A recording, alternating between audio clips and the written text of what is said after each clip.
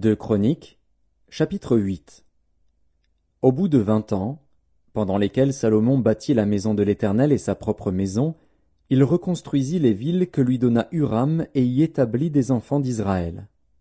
Salomon marcha contre Hamath, vers Tsoba, et s'en empara. Il bâtit Tadmor au désert et toutes les villes servant de magasins en Hamath. Il bâtit Beth-Horon la haute et Beth-Horon la basse, villes fortes, ayant des murs, des portes et des barres.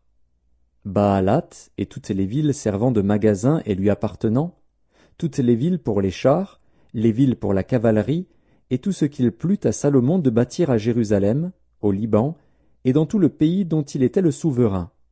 Tout le peuple qui était resté des Hétiens, des Amoréens, des Phéréziens, des Héviens et des Jébusiens, ne faisant point partie d'Israël, leurs descendants qui étaient restés après eux dans le pays et que les enfants d'Israël n'avaient pas détruit, Salomon les leva comme gens de corvée, ce qu'ils ont été jusqu'à ce jour. Salomon n'employa comme esclaves pour ses travaux aucun des enfants d'Israël, car ils étaient des hommes de guerre, ses chefs, ses officiers, les commandants de ses chars et de sa cavalerie. Les chefs placés par le roi Salomon à la tête du peuple et chargés de le surveiller étaient au nombre de 250.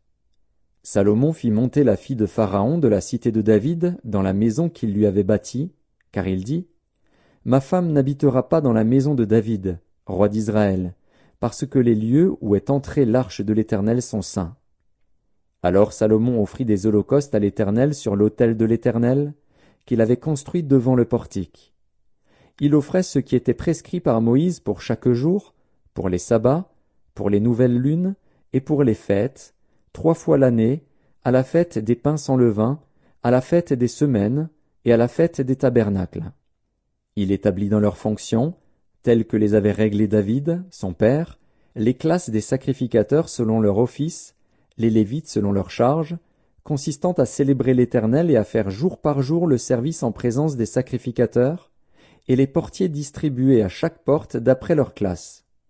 Car ainsi l'avait ordonné David, homme de Dieu. On ne s'écarta point de l'ordre du roi pour les sacrificateurs et les Lévites, ni pour aucune chose, ni pour ce qui concernait les trésors.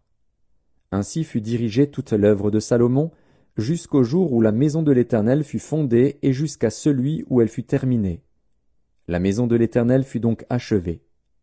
Salomon partit alors pour Edjon-Guéber et pour Élot, sur les bords de la mer, dans le pays d'Édom. Et Huram lui envoya par ses serviteurs des navires et des serviteurs connaissant la mer. Ils allèrent avec les serviteurs de Salomon à Ophir, et ils y prirent 450 talents d'or, qu'ils apportèrent au roi Salomon.